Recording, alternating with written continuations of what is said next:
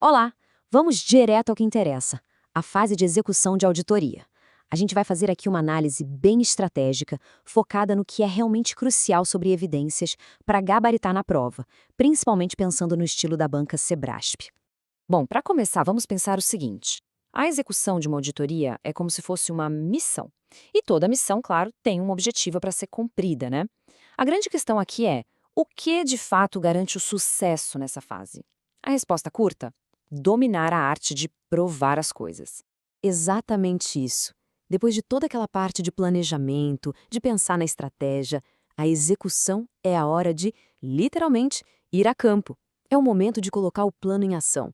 O auditor sai do escritório e vai buscar as informações que vão ser a base de todo o trabalho dele. E essa missão toda, ela se resume a duas tarefas principais. A primeira é o que a gente chama de evidenciação, que nada mais é do que a coleta de provas. A segunda é, com base nessas provas, formar as conclusões. Simples, direto e reto. Então, tudo que o auditor faz lá, no trabalho de campo, vai servir para uma dessas duas coisas.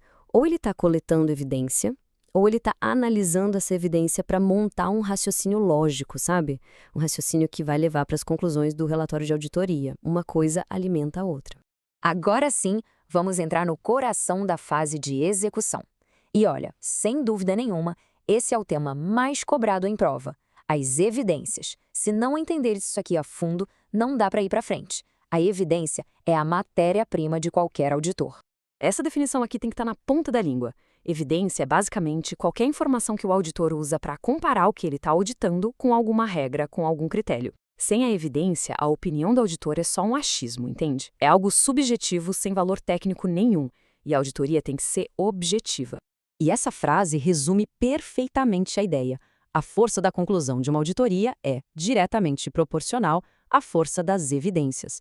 Se as evidências são fracas, a conclusão também vai ser fraca, vai ser fácil de questionar.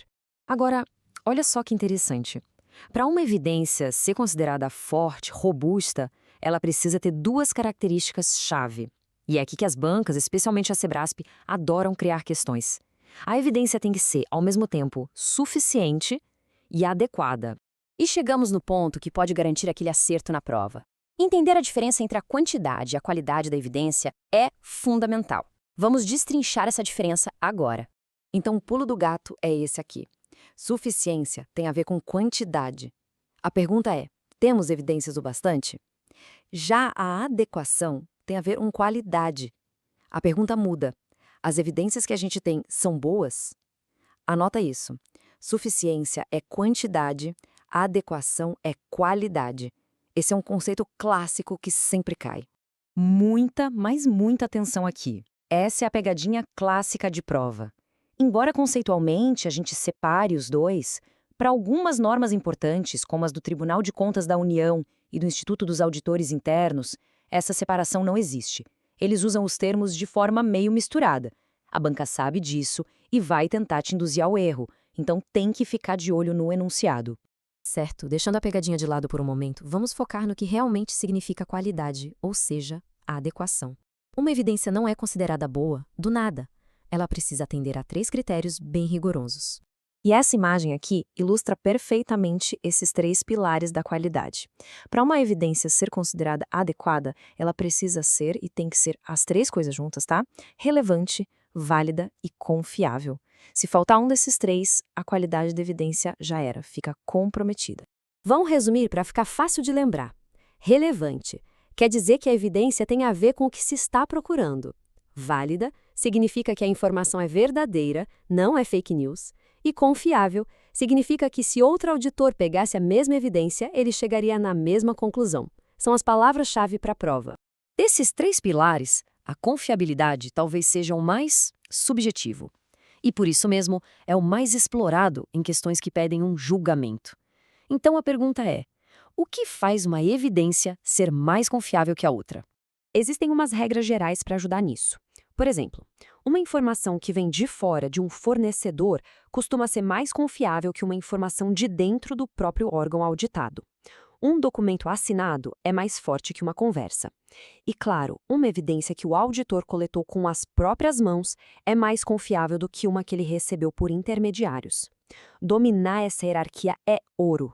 Agora, vamos para uma parte final bem prática: a classificação das evidências. É muito comum a prova apresentar um caso e pedir para a gente classificar o tipo de evidência que foi obtida ali.